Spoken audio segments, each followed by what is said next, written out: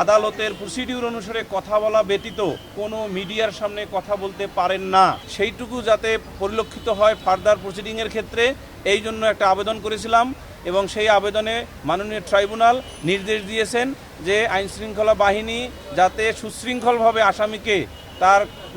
জেলহাজতে এবং জেলহাজত থেকে আদালতে অথবা আদালত থেকে জেলহাজতে নিয়ে যান। রামিসা আক্তারের পিতা মাতা, রাজু নামের একজন সাক্ষী, তার বড় বোন রাইসা আক্তার এবং শেখ আবু শামা সাক্ষ্য দিয়েছেন। অর্থাৎ এই সাক্ষীর সাক্ষ্য থেকে আপাতত একটি জিনিস বলা যায়, সেটা হলো যে আমরা মামলার গুরুত্বপূর্ণ যে ইনক্রিমিনেটিং এভিডেন্স সেটা মাননীয় ট্রাইব্যুনালে সাক্ষীগণ তাদের জবানবন্দিতে এবং কিছু কিছু অংশে জেরার মাধ্যমে সুপ্রতিষ্ঠিত করেছেন এবং উভয় আসামির সংশ্লিষ্টতার যে প্রমাণ সাক্ষীগণ আদালতে দিয়েছেন। প্রথমে আদালতে আমি একটা বিষয় উপস্থাপন করেছিলাম এই কারণে যে একজন আসামি যখন গ্রেপ্তার হয়ে জেলখানায় থাকে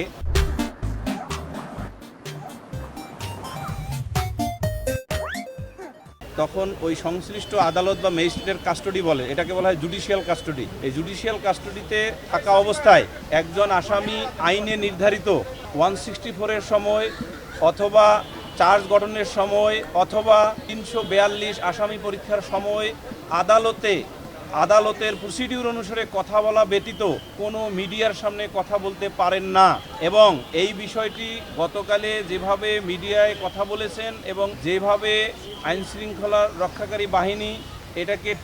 সুশৃঙ্খলার সহিত মিডিয়াতে কথা না বলার জন্য যে ব্যবস্থা নেওয়া দরকার ছিল সেটা যেহেতু পরিলক্ষিত হয় নাই, সেইটুকু যাতে পরিলক্ষিত হয় ফার্দার প্রসিডিংয়ের ক্ষেত্রে, এই জন্য একটা আবেদন করেছিলাম। এবং সেই আবেদনে মাননীয় ট্রাইব্যুনাল নির্দেশ দিয়েছেন যে আইনশৃঙ্খলা বাহিনী যাতে সুশৃঙ্খলভাবে আসামিকে তার